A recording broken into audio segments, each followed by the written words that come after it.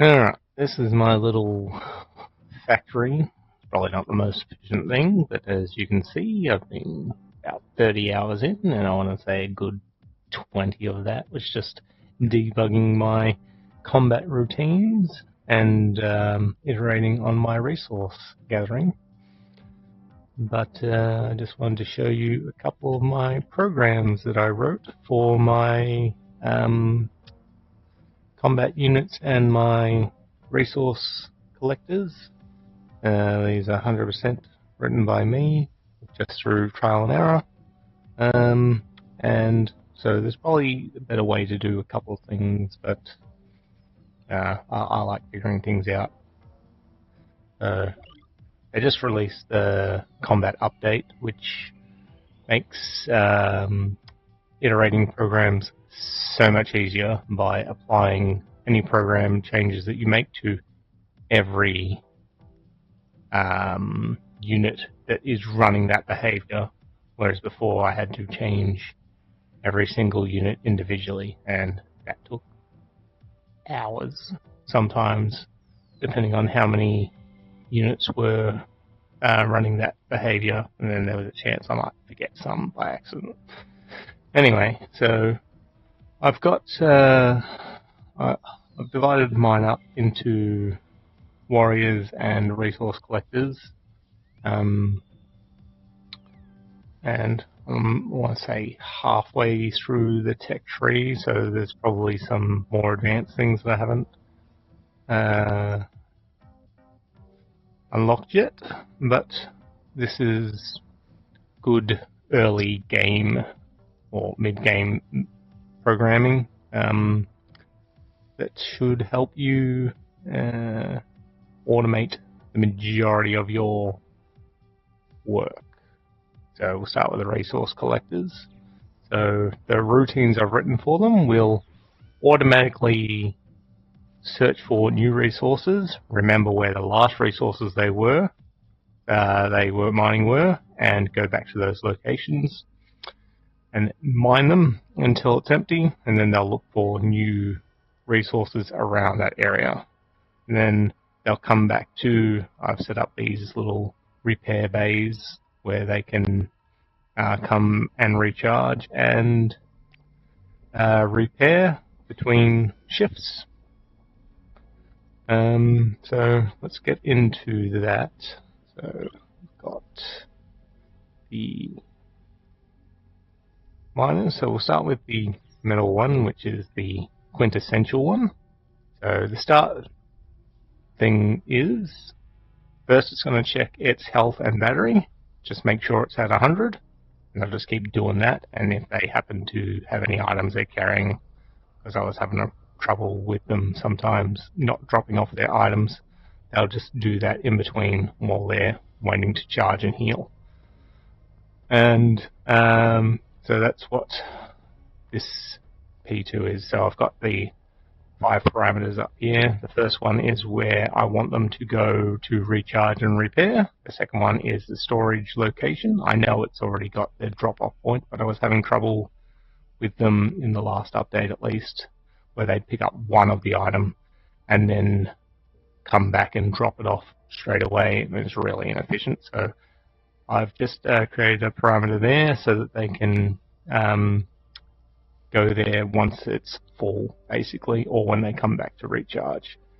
The third one is what I've designated as a radar ping. It's for resources, so it'll right in the last place they saw they got a ping for the resources they're looking for. In this case, it would be metal. The next one is a radar ping for any enemies they come across, which is important for the way I've set up my combat units, because basically my combat units will patrol around my base, but as soon as one of my other units detects an enemy, they'll come and assist, essentially. And the last one is the location where they last saw the resources, so that they can scout back to there when they start their program again. So we've got the, as I said, the battery and health check, which is there. P2, of course, being the storage. So I set P2 to the storage location they want to go to. And P1 is the rally point, so they'll retreat back to there when they detect an enemy or the battery or health gets too low. But so with this loop, they'll just stay at the base until they've charged up to full and they've healed up to full before going out on a shift. So once they're both full, it'll move on to moving to the last place they saw their resource that they were going to do. And once they get there, so that's P5, once they get there, they'll do a radar sweep, and if they detect any resources, it'll load that into P3. So that P3 is mainly just there so they can move back later, and they know exactly where it is. So if there is a radar ping, it'll write it into P3, so say where it is, and upload that to the register so they'll come back there later. The next thing they'll do, whether they get a result or not, wherever they move to, they're going to do a radar sweep for enemies. Because if there's enemies there, I don't want my resource collectors to get hurt. So on both of those, if they detect an enemy, they stop what they're doing immediately and move back to the rally point. But it's important that they've remembered where the resources they found are, so they can come back after the enemies have been defeated. But if they don't get a result, then they'll go to the last place they saw the resources and do another battery and health check, because I want to make sure that they're not too damaged or too low on battery, and it'll take them forever to get back. So I set my battery recall rate at 30% and their health at 50%. So if they're less than 30% battery, they'll start making their way back. And if they're at less than half health, they'll start making their way back. So all that leads to this stop unit, stop what they're doing immediately, and then move back to the rally point there. But if not, then they will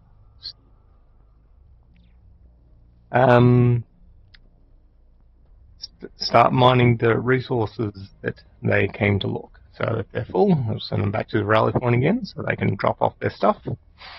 And go to the storage and drop off their stuff. And that ends the program, so I'll just go back to the start there, where they'll do their battery and health check again. If they can't mine, then, because it's run out, they'll go back to doing a radar ping. So that goes all the way back to there, so I'll do another ping for radar, see if they find anything, load that into the radar ping for the resources and where they should go back to.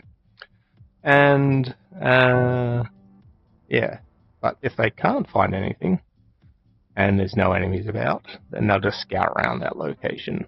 I'm not exactly sure what the asynchronous and the synchronous is for. I just assume that it doesn't talk to the other units, so it won't. They'll look around the same area, whereas before, when I had it set to asynchronous, I was having trouble where they'd all spread out across the entire map and ignore some resources that they'd gone past because other units were already doing that one. But after they scout, they obviously do their battery and health check. And if they pass those, then they go back to a radar ping and continue until either they run out of battery, or their battery gets too low, their health gets too low because they've been attacked, or they find more resources.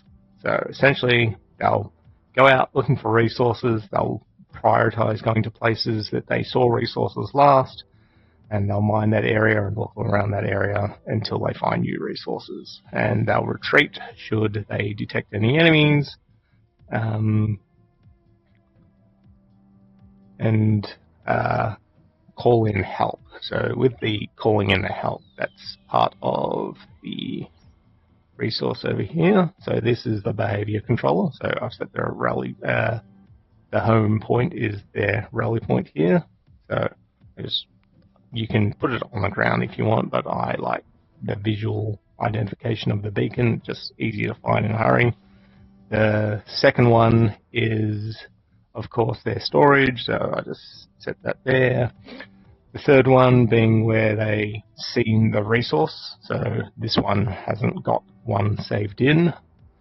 But the last place it saw one was -8, -70, so that's up away somewhere. And when they detect an enemy, they'll transmit it over the radio. So that's an important part of my defense plan. So the way that bit works is I've got 2 bays currently, one set to radio frequency A and one set to radio frequency B, just to split the load a bit. It's kind of arbitrary which ones send to which teams, but they'll transmit to one of the 2 warrior bays, which has a radio receiver. So this one's picked up a bug hole somewhere, and that's called in the warrior team to go clear it out for them. Let's see if I can find them.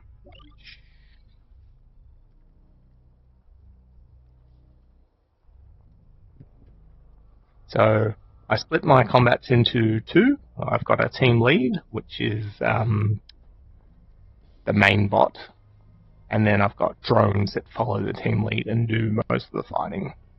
The team lead just basically tells them where to go, so that the combat team sticks together. Anyway, so let's see. No, that's not the one that's going to the bug hole. This one. So, looks like he's got himself stuck. Sometimes that does happen, but not very frequently. Where's the rest of his team? Probably got stuck up here somewhere. Or they're on the way back.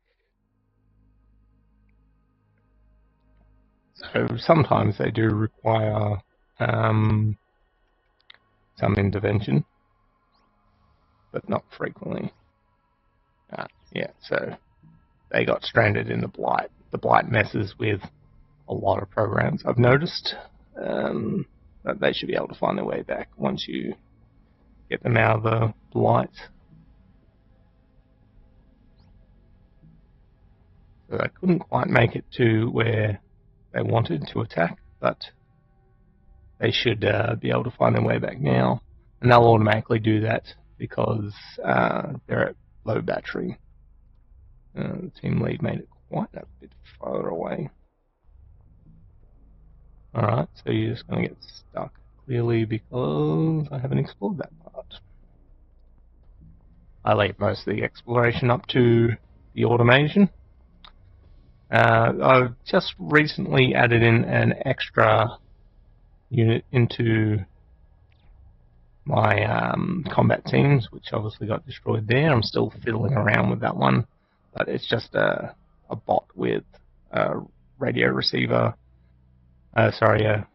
energy transmitter that follows them around so that they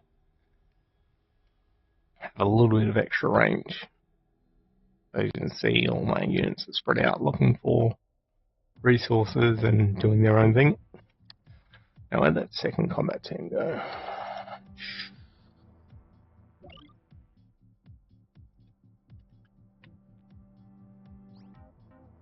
Yeah, there it is. When they don't have any attack roles assigned to them, they'll just patrol around the base until they get one.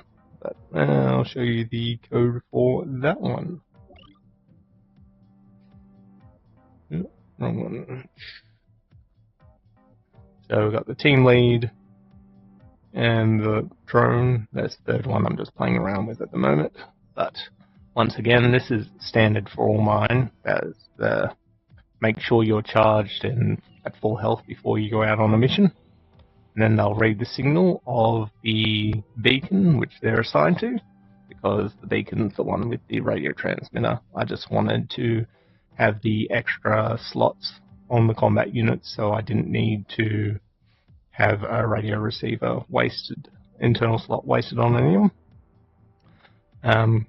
Once they've read the signal, it tells them where to go to, basically. So once again, got the rally point, the radar ping where the enemy is, where they're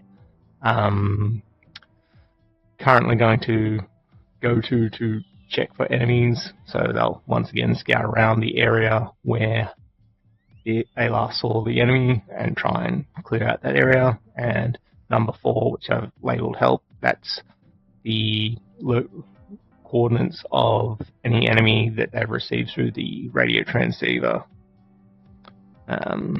So as you can see, they read the signal of the beacon, which will tell them where the enemy was spotted, and it loads it into where they need to go. And then they'll move there, and as usual, do their battery and health checks. So this is important to making sure you don't lose too many units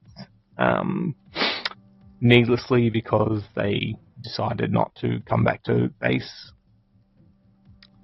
Then once they get there, so as I said, if it's their battery or their health is too low, it immediately stops what they're doing and goes back to base, which is P1. But once they get to where they're going, assuming they've got enough battery and health, they'll do a radar to find where the enemy is, and it loads it into where they saw it last, and also where they should go to next. And then they identify which one is the closest enemy, so that they can target that one first, and that just loads it into the team lead's signal so that he can tell the other enemy, the other drones, if they're not close enough to actually see it, where they need to go attack. Then he makes sure that he's not closer than his attack range, essentially, because I don't want the team lead to die. He's got drones to go in and die for him, so if he's too close, he moves away from whatever the closest unit is, and then has a look around.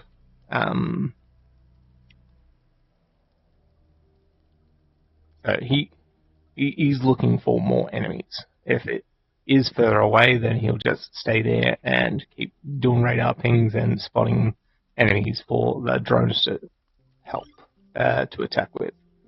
So that's the 4 registers there. Don't need to do anything about that. My drones made it home yet? They were over here somewhere. Yeah, there they are. So the drones work independently of the team lead. They just follow him around and do the combat. And they're heading back to base because their battery's less than 30%. They used most of their battery getting back to where the team lead is. But he's going back because he's out of battery. So that's the first part, the team lead. He just goes to where he's told to go, basically, and spot enemies for the drones. And finally, we've got the drones. So they've got their rally point. They designate who the team leader is, so they'll follow him, who they're currently targeting, and who the team lead has spotted for them. So they've got their battery and health check as usual. I was having trouble with them crowding around the team lead and stopping him from moving when there was too many of them. So I just put in a little routine that if they're right next to him, they'll move away from him just for a second to give him room to move. If they're not, they'll just stay put. And if they're bigger, they'll move towards him. So if they're more than 2, they'll move towards him. If they're exactly 2, they'll just stay put. And if they're closer, i.e. right next to it, they'll move away for a second. And once they've moved to him, i.e. it was bigger, once they move to him, they'll do their battery and health check as usual. Scan for an enemy to see if there's any in range. If there isn't, then they'll move back towards the team lead. They'll read the team lead's signal which is going to be designated as their new target, and they'll move towards that one, and then they'll check to see which one's the closest one, and that becomes their target, and then they'll just attack it. They'll see how close they are to that target, and if they're out of range, if they're in exactly 7, which is 1 within maximum range of the current weapon they're holding, they'll go back to doing their battery check and health check. That's just to keep them alive and just keep designating new targets. If they're further than 7 away, they'll move towards the target, which is their target. Or if they're too close, i.e. less than 7, that means the enemies can attack them with their short-range weapons, so they move away from the target. So they'll just keep dancing back and forth towards and away from the target, doing damage. If they do have their own enemy on radar, they'll just see which one's closest and move towards it and attack their own. They don't need to move towards the team leads.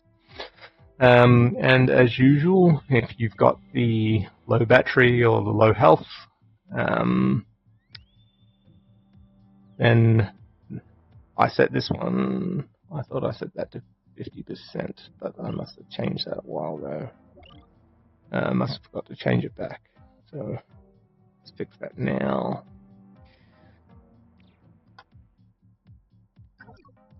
Alright, so if they're less than 50% health or less than 30% battery, they'll go back to base.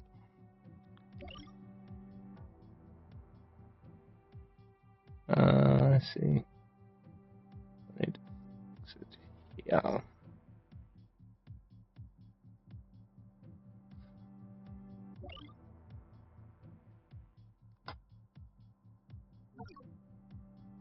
change that. There we go. So, apply to all current drones. So that's how those work. I've got a couple other little niche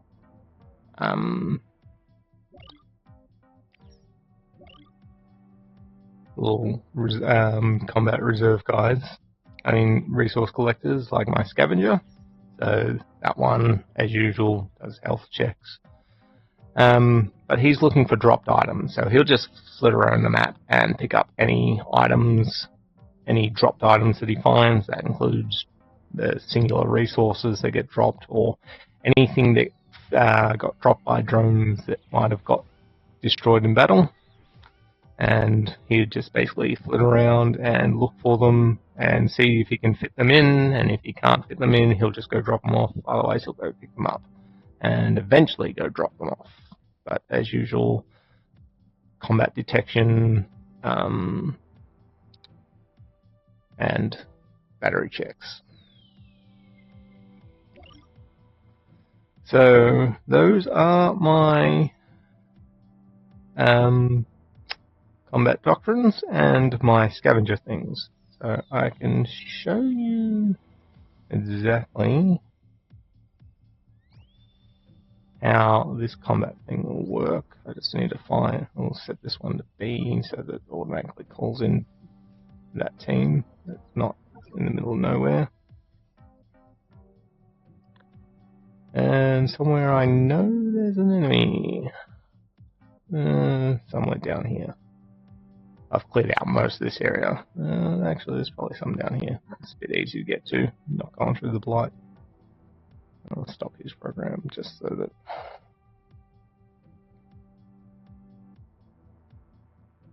Actually, that's not how it works. He needs to be doing his program.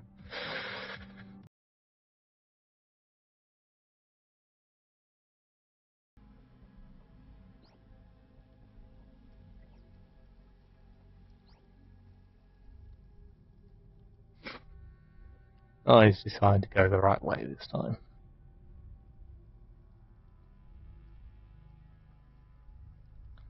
They're heading out to the bug hill that they saw. Well, that was relayed to them.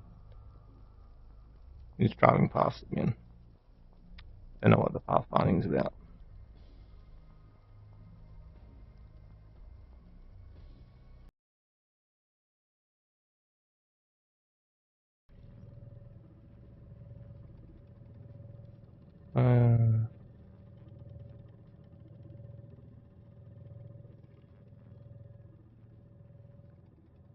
Scout move as always.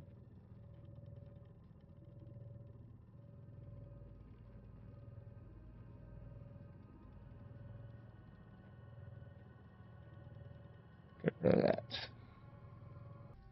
So, as you can see, little changes can make big differences. Now, without Scout move, he's going to move there and attack. Yes, I thought it would just do the move order and then the Scout, or because that attack moves a new routine that they added with the combat update. Alright, so go on to where he saw it.